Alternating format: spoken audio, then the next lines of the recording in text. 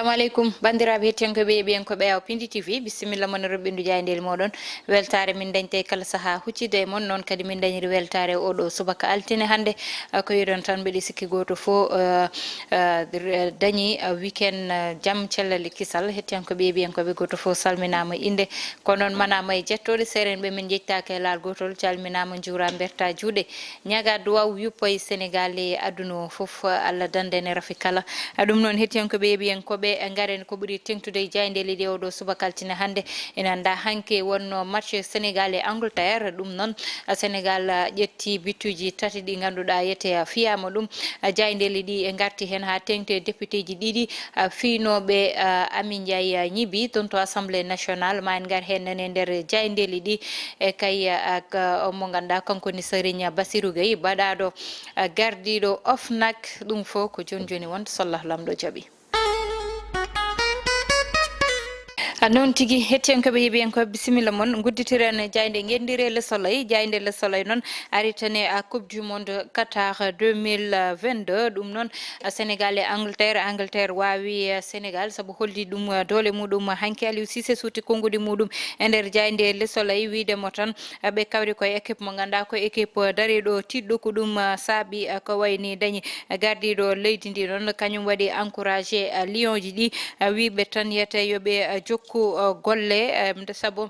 liggey moɓe gasani taw hayso tawi ɓe gartat ɗo e nder leydi meɗen Sénégal garen e tan banggue mo ganduɗa ko kañum woni Promoville ɓe mbi yete kañum noon waɗi créé mana darni ko tolne liggeyaji 42 000 manam ujunnaje capanɗe nayyi e ɗiɗi ɗi ganduɗa yete ɓe mbaɗi ɗum ɓe darni ɗum e liggeyaji ɗo e nder leydi meɗen Sénégal garen e jayde stade coftal ɓalli ɓe mbi yete hanki kay baro koko tigui match o koko ganduɗa yette ko niveau o woni tan ko tawno ɗum saabi Sénégal fiyede ko fotini ɗum noon woni ko ganduɗa nane nder jayde nde ɗo ma hollire kay Aliou Cissé ne nangue hoore hollidde tan yete ha joni mette mo ko kanko sélectionneur national mo Sénégal oɗo o wiyata kay équipe moɓe potti o tan woni équipe mo ganduɗa ko équipe mawɗo wiya noon hande e kekiɗe he wonta ko tan Pays-Bas Argentine France Angleterre e toon to diwan mo Qatar ɗum ko hande kikiɗe wonta so Allahu lamɗo jaaɓi Edouard Mendy ɓe mbi gardien men o kañum noon ɓe mbi yete komo ganduɗa kay match o ɓurnomo towde doole garani jayde l'observateur ne kañum arti tan e Qatar 2022 mana coupe du monde o hollidde tan hanke match o no way musde e piggal musgal Sénégal fiya woni fiyede tate ndiga ɗum noon ha joni tan ɓe mbiyete ɗo e nder ɗo e nder leydi meɗen hewɓe kay tini ɗum ɗo saabu ɓe mbi ko milieu o ko milieu mo ganduɗa yette hanki kay wona milieu de terrain darinoɗo ɓe mbi banggal défense o noon way tan ko tame ciyo woni ɓe mbi ha joni kay koko ganduɗa hamnima e yiide ɗum ɗo e nder leydi meɗen ɓe mbi député ji ɗiɗi ɗi ganduɗa ete kay ko dogɓe oɗo saaha woni fiiɓe Ami Ndiaye ñibbi kamɓe noon assemblée nationale waɗi plainte fanude dow moɓɓe ɓe mbi kay kanko Amadou Mame Diop woni président mo assemblée nationale kanko windi oɗon plainte nanni ɗum gam tan ɓeeɗi ɗiɗo kay yo lawol wat koɓe kandi ko mana lawol waɗa liggey muɗum garene jayde li quotidien ɓe mbi kay Sénégal heeɓi ko hello tigui e hello musgone kay gam artude ɗo saabu ko fiya ko tate ndiga Aliou Cissé wi yete kay oɗo saaha yete ko ganduɗa ko équipe o tiiɗi noon o wawi wirude ɗum walla mbiyen noon mbawden wirude ɗum kanko gardiɗo leydi ndi noon o wi lion ji ɗi on mbaɗani démérité mana yete ko heeɓi mon ko wona ko onon jiiɗi ɗum ɓe mbi yette kay Sadio Mané kañumne kay suuti konngudi muɗum faneya kamɓe lion ji ɗi walla mbiyen baroɗe leydi meɗen ɓe mbi président mo assemblée nationale kay waɗi saisir procureur heure faade tan ko heewi ko kewi toon woni député ji ɗiɗi pur fiiɓe oɗo biyeteɗo Amin Ndiaye ñiibi ngarene jayde las kañum ari tan wiide kamɓe kay baroɗe ɗe fiiɓe ko Angleterre ɓe mbi ko anglais ji kay jane dow baroɗe ɗe ɓe mbi ɗum woni ko ganduɗa yete ɓe garti hen kamɓe jayde las garen ha joni ko faye banggal Amin Ndiaye ñiibi kamɓe noon oɗo saaha yete woni ko ganduɗa yenne kanko procureur ummima hen waɗɓe gueɗe ɗe noon woni ɓe jiyaka oɗo saaha garene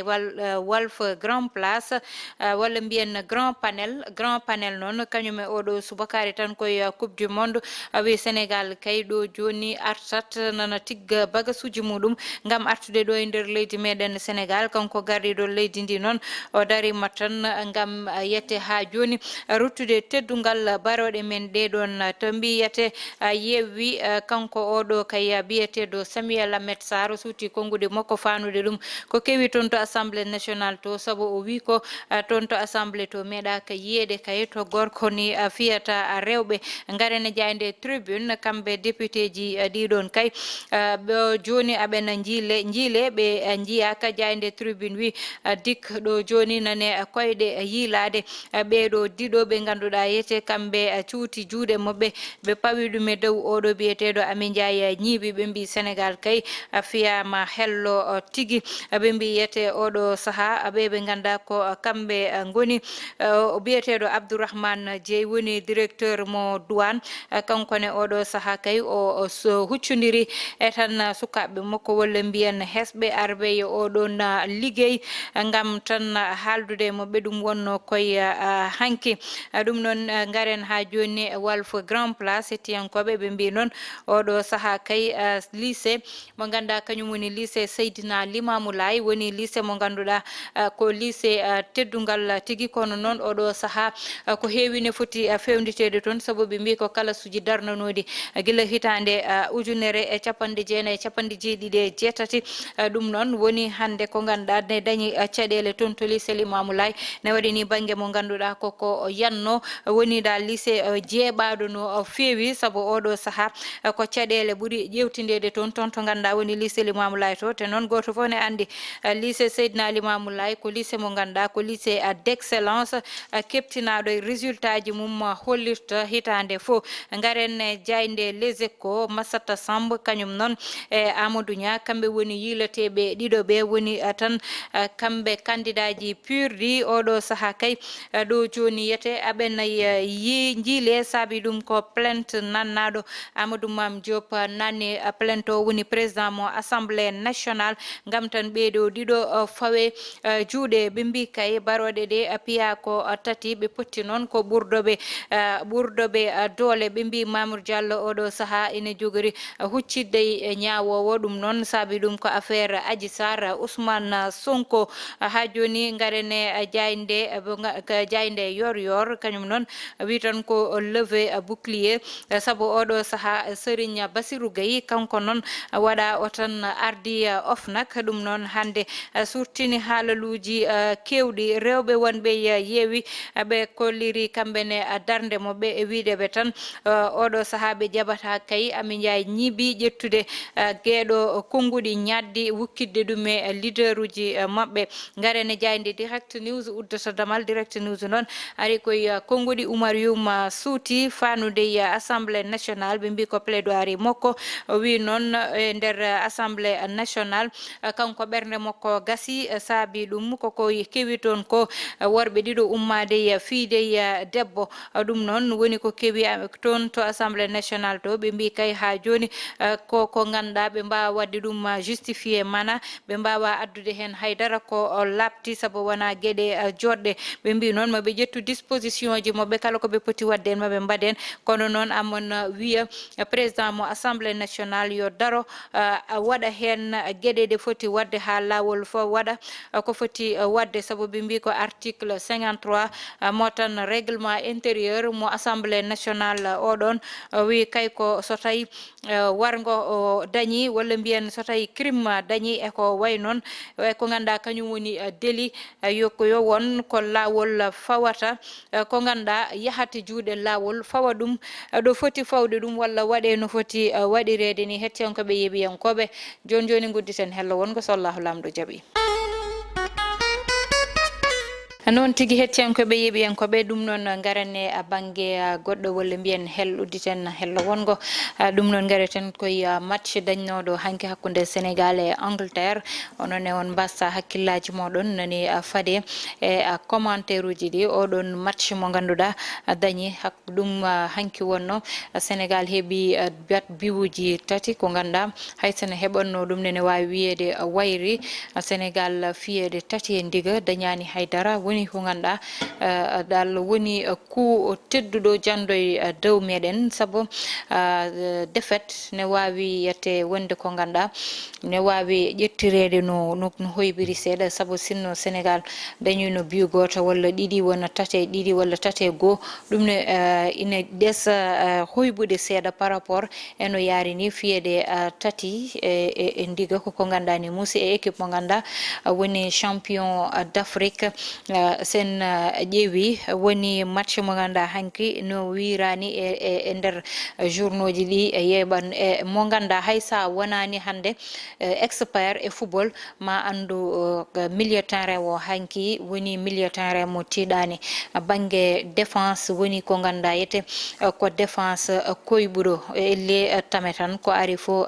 yurka ɗum noon ina ƴewtinda e match Sénégal mi anda beele min tan ƴewtinde ɗum walla heddiɓene ene jiiya ko way noon to banggue meɗen eɗen dañi probléme e banggue flanc ji ɗi woni saraji ɗi saabu bituji min la plupart ne heewi rewde e saraji ɗi bituji meɗen la plupart woni ko ganduɗa ete so tawi défenseur uji kamɓe ɓe dañta secours à chaque fois ne wawi addude probléme te ɗum ɓuuri ƴewtindede Sénégal bituji jettiɗi saabu so bal keesi ha woni hakkude défenseur goto hay so tawi ko joueur eɓe ɗiɗo hewani ko woɗɓe gummoto to gara en secours woni gara e ballital wallidde mo ganduɗa ko kañum jogui ball o te football ko ɗum nawrata ɗum yeeso il faut à chaque fois son goto joguima ball heddiɓe jawa wadde vitesse ɓaɗo ɗum beele ma dañ mo totti ball o walla beele ma dañ balluji ha ball o wasa wawde ummade hoore muɗum kono à chaque fois hanki ƴewtindama kamɓe Angleterre ɓuuri susde match o e joueur e meɗen ɓe et pourtant début o ɓe goppiɗi match o koye Sénégal ha yimɓe ɗeesi wiide ni bon ɗum ko égalité ko potal tigui woni ɗon saabu so ƴewtindama équipe aji ɗiɗi ɗi goto fo nani waɗa ko wawi kono kamɓe ɓe mbayno ko wiyaɓe goppi haaɓe tampa seeɗa nde puɗɗon ummade ko nden ɓe gummi kamɓe ɓe kolli force mabɓe ɓe kolli vitesse mo ganduɗa hanki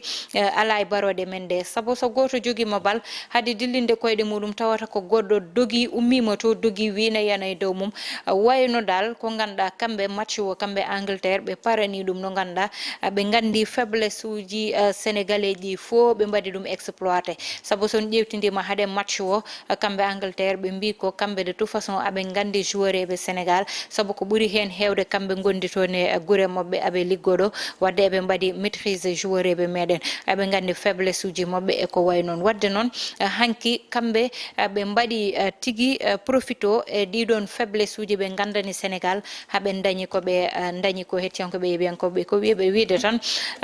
gasani yo équipe o fewndita kadi ɓuura wona ko ganduɗa ete ɓe ɓuurat darade hen kanko Aliou Cissé to banggal classement hewɓe ñiŋi oɗo ɓiɗɗo mo ganduɗa ko kanko woni Crépin Diatta e hewɓe mbi ko Crépin Diatta fotano fuɗɗude match o mana e classement o fotano jeeyeden saabu sénégalais ji guila totta tan 11 joueurs fotɓe nadde ko nden découragement fuɗɗi dañde nder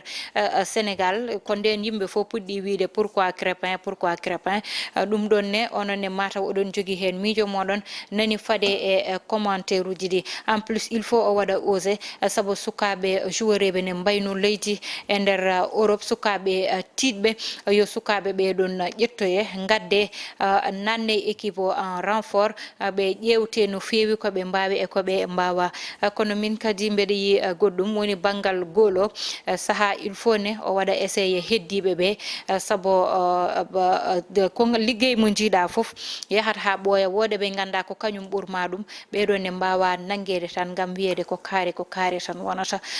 kanko football koko dañi âge football koko dañi limite football koko dañi nyalawmaji ganda yiyata walla yiyata sahane yo nannu heddibe be kambe ne be ƴeewe sabo min jogi ko sukabe be ganda ko tidbe to bangal ngal don nane nder équipe o wodbe ne gudditane dame gadde bura wadede renfort sabo ko hollita ko woni darnde Idrissa Gana Gueye e équipe o feeñi darnde Kouyaté absence makko o feeñi hande te ɓeɗon so ƴewtidama kamɓe ni ɓuri wonde hettuɓe mango seeɗa kamɓe wonɓe sukaɓe ko wiyete tan ñande fo expérience wonat ko ganda kañum waɗata différence o wadde noon yoɓe ƴewto kadi sukaɓe wonɓe ɓe gadde ɓe nanne en renfort e équipe o saabu ɓiɓɓe meɗen ne mbayno leydi e nder Europe ina mbaɗa ina kollita ko ganda ko exploit ji baɗɗi fayida yo ɓeɗon ne gudditane dame tigui wi sabo wiide tan Sénégal sans Sadio Mané yahata Sadio Mané joni kañum ne ƴetta âge sabo wonirta noon tan e football o ƴetta âge yettoɗo ganda kañum ne ina sohli remplaçant te oɗon remplaçant ko guilay joni yilete hettiyankoɓe yeɓiyankoɓe ko wiide tan gueɗe ɗe gasani yo Allah waɗanen jaami kisal goɗɗum ko woni yesso men ko Allah rokka en folde yo folde e match uji ɗi ɗum noon ko tutde wonade gongol so Allah lamdo jaabi bani mon debay sata jay wonno heɗen no bangal caméra o ko Mansour Sow Elias Thiat technique Ali Fall heɗen en to